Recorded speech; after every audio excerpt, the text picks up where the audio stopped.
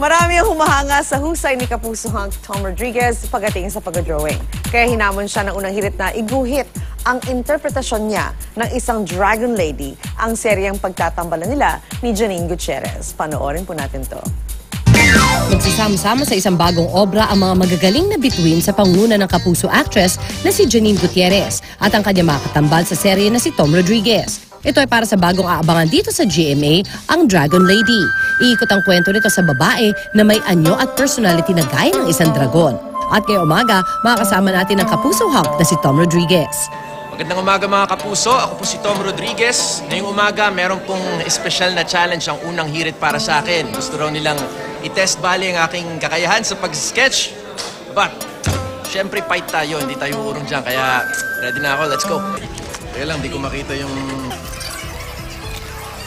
Actually, medyo nakaka-pressure tsaka nakakaba. Impromptu po talaga, pero let's try it out. Kung ano raw yung concept ko ng isang Dragon Lady. Kaya, tingnan ko. Siguro, i-fuse ko silang dalawa. Yung basic na conception natin ng isang babae. Kasi half dragon, half lady dahil sa swerte at sa sumpa na idinulot ng isang mahiwagang statwat sa kwento namin. Kaya, paano ba to? Tingnan natin kung anong lalabas. Kasi kahit ako, explore ko din eh.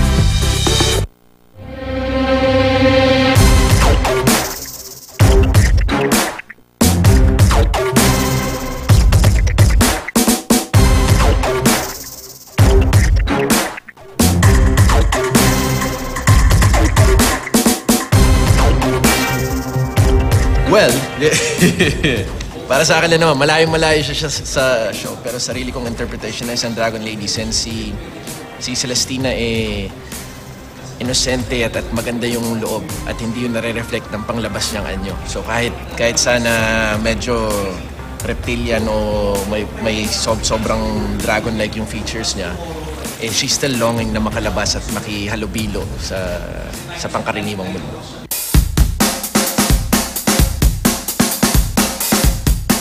Sa lahat po ng mga mahal kong kapuso na nanonood ngayon ng unang hirit, sana po subaybayan nyo ang Dragon Lady. Malapit na. Dito natin malalaman kung lahat nga ba ng swerte maganda o minsan okay din na mahaluan siya ng konting malas.